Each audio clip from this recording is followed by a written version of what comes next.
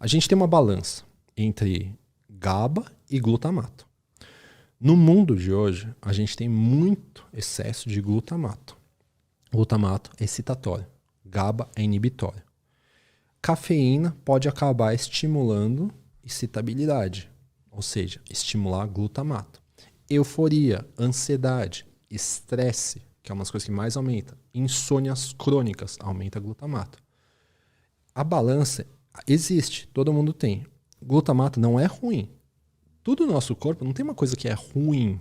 Ela existe. O porquê ela existe, para quê, quanto tem que ser liberada, é a questão, é o X da questão. O equilíbrio o equilíbrio daqui do glutamato, que é a dificuldade. Ele precisa existir, por exemplo, para a gente aprender. Pensa que às vezes você está animado para aprender alguma coisa e você aprende aquilo com maior facilidade. Verdade. Porque você está excitação, excitabilidade. O exercício, tudo, tipo, esses aprendizados que você vai tendo na vida são por causa essa liberação de glutamato nos ajuda. Contudo, o excesso, uma ansiedade crônica, estresse crônico, um não equilíbrio do sono, uma insônia, começa a excitabilizar muitos neurônios. Tem um problema aqui que, bom, não vou falar o nome, né, mas o vírus do momento, ele pode causar isso também. É uma das coisas que mais, na verdade, piora.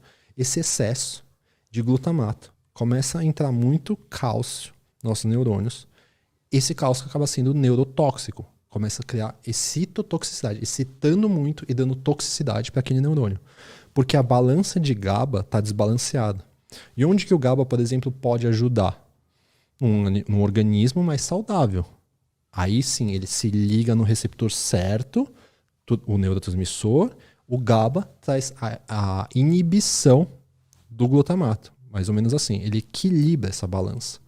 Então o GABA, ele vai fazer com que você, por exemplo, você tem que dormir, quem que você tem que começar a chamar à noite? O GABA e menos glutamato. Então a gente tem o quê? A taurina, a L-teanina, a gente tem o magnésio glicinato. Todas essas substâncias são para tentar aumentar o GABA. Sabe o que mais aumenta, Lutz? Chás, o chá da vovó, camomila, a passiflora, que vem do que é um erro, né, que as pessoas acham que é do maracujá relaxa, mas na verdade é da raiz e da folha do maracujá, que é a passiflora. Tem a valeriana, tem o mulungo, valeriana, mulungo, erva cidreira, que é a melissa. Cara, eu sempre achei que era placebo, por exemplo, chá de camomila e tal. Até começar a tomar, me baqueou um dia, cara. Ah, você já tomou? Eu tomo todo dia, tô tomando todo dia. Agora. E eu tomo, tal, coloco própolis lá e tomo. E teve um dia, cara, que eu senti forte, assim, o chá de camomila, cara. Eu não sei, porque eu nunca sai igual, né? Eu não sei... A proporção. A proporção, a infusão certinha e tal, não sei o quê. Mas teve um dia, cara, que eu não conseguia falar direito, assim. Eu ia gravar um negócio à noite. E eu falei até bem lento, assim. Foi muito engraçado. Parecia que você tava anestesiado. Aham. É essa sensação mesmo. E é justamente isso que, por exemplo, as pessoas que tomam um ansiolítico, é isso que acontece.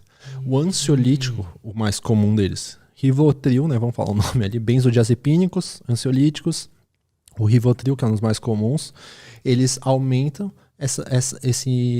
o receptor de GABA, fazendo com que a pessoa começa a dar essa relaxada. Só que o que acontece? O GABA, assim como o glutamato, ele tem que ter seu equilíbrio. Toda hora você colocar isso no seu organismo, que é o que está acontecendo muito também, porque a pessoa, o que acontece? Ela sente o pico da ansiedade. Eu preciso do meu Rivotril. Eu não consigo dormir. Eu preciso do Rivotril. Não sei. Entende? Ela fica... É aí que a gente fala, você não está curando, assim, não é que na verdade eu falo de cura. Você não está ajudando o seu organismo. Você está tentando baquear a besteira que você faz. Verdade. Porque você talvez tenha ansiedade, porque você leva muita preocupação para casa, porque você terminou o trabalho, você deveria ter se exercitado, ou deveria se exercitar depois, deveria fazer uma higiene do sono, mas você não faz. Não faz uma terapia, não vai atrás de ver o porquê que você se sente ansioso. O que ele quer? Botar 10, 20, 30 gotas e apagar. Porque, sim, não dormir é ruim. É ruim não dormir. Só que também é ruim a pessoa ficar dependente daquela substância porque ela não consegue dormir. Então tem que entender o porquê que ela não consegue dormir. Alguma coisa está acontecendo. Cara, e o que tem de gente que hoje só dorme com remédio? Sim, e o que é o problema desse remédio? Eu acho isso bizarro, cara. Eu fico triste. A médio e longo prazo, ele traz déficit de memória. A médio e longo prazo pode matar neurônios. E aí, eu não queria chegar nesse ponto já, mas o que a gente tem aí de um problema muito grande da sociedade que só vai crescer? Doenças neurodegenerativas. Alzheimer e tal. Exato. Estima-se que em 2030, provavelmente, a gente já vai ter o dobro da quantidade de pessoas com Alzheimer no mundo. Caralho. Então, assim, hoje em dia, se não me engano, são 56 milhões. Daqui sei lá, 2030, que não tá logo aí, né? Aí a gente vai ter quase o dobro. Tem uma frase, né, que fala que você já conheceu algum sobrevivente do câncer, mas você nunca conheceu um sobrevivente do Alzheimer. Você não tem mais volta. Não lembro se eu conheci. Hoje, esses dias me perguntaram, né? O problema do Alzheimer é que depois que ele já tá dando sinais, você não tem mais volta. Porque a pessoa já tá tendo morte dos neurônios. E essa parte não volta mais, né? Não tem como, você tem que tentar inibir que a doença se progrida. Tentar bloquear ele de alguma maneira. E aí, querendo ou não, a maioria dos estudos de nootrópicos são por causa desse público, por causa do Alzheimer.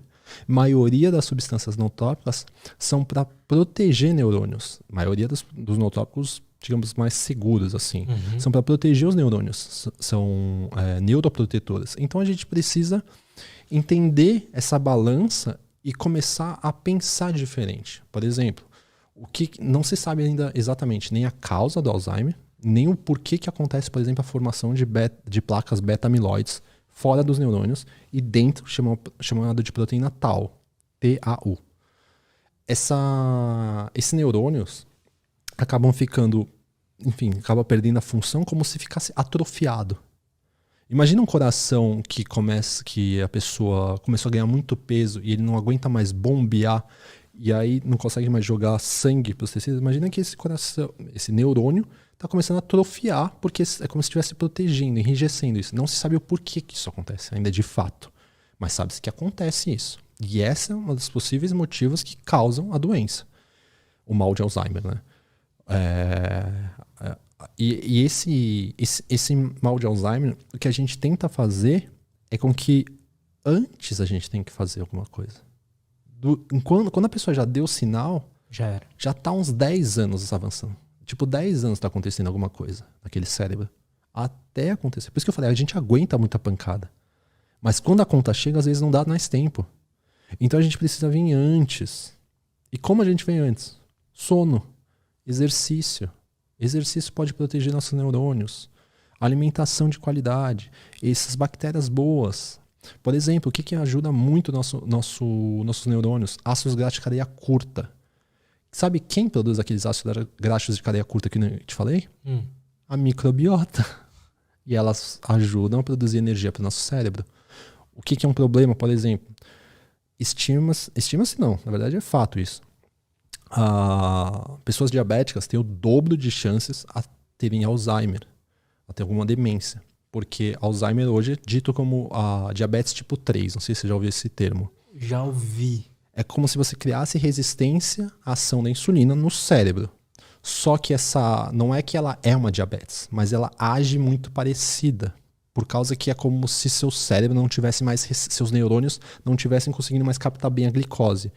A sua mitocôndria lá já não consegue mais trabalhar tão bem com glicose. Imagina durante uma vida com a pessoa o quê? Comendo besteira o tempo todo. Doce, doce, doce, sem se exercitar. Aquela glicose nunca é utilizada, só é utilizada aqui. Mas eu preciso de um doce, mas eu preciso de um doce, mas eu preciso de não sei o que lá. E assim, eu não estou criticando, estou dizendo o que existe. Né? Cada um vive como quiser. A gente está falando de buscar uma performance ou uma saúde, se está muito degradada. Então, esse tempo todo, jogando glicose, ainda mais rápida, desses tipos de alimentos, vai fazendo com que a sua mitocôndria, lá dentro do seu neurônio, se acostume a só receber glicose. Só que ela começa a desaprender a trabalhar com outro substrato, que é a gordura. E outra coisa, né? Isso eu estou dizendo só lá diretamente. Na questão intestinal, a gente tem que ter o consumo de fibras, por exemplo, na alimentação, lembra? Saladas, verduras, legumes, porque é isso que vai fazer com que produza pelas bactérias ácidos graxos de cadeia curta. Esses ácidos graxos de cadeia curta vão para o nosso cérebro e lá, principalmente butirato, eles vão ajudar a trazer energia rapidamente para dentro dessa mitocôndria e você funcionar. Sabe o segredo que você consegue fazer isso fácil? Jejum intermitente. Na verdade, é um jejum intermitente. O jejum, período de jejum. Porque pensa que seus níveis de glicose estão estáveis. Você só tem o que está dentro do seu corpo. Então, suas bactérias vão ter que fazer alguma coisa. Seus órgãos, suas células vão ter que fazer alguma coisa. E você tem que continuar funcionando. Todo mundo acorda. Você está em jejum ali que você acordou. Não tô eu quero que as pessoas entendam que eu não estou mandando ninguém fazer jejum, mas estou dizendo o que acontece. Então, qual que é o segredo? Né? Vamos chegar então nesse todo. A gente precisa aprender a ganhar flexibilidade metabólica. Assim como um motor que é flex, que trabalha com gasolina e álcool, a gente precisa ganhar flexibilidade a trabalhar com glicose e gordura. Esse é um dos possíveis segredos de se proteger nossos neurônios para não se ter o mal de Alzheimer. Esse é uma das coisas que mais pode nos ajudar a ser tipo uma vacina, a não ter lá na frente. Gostou desse corte? Espero que sim. Se você quer receber mais conteúdo sobre desenvolvimento pessoal, saúde mental e autoconhecimento, não esquece de se inscrever aqui no canal, beleza? Valeu, até a próxima e tchau!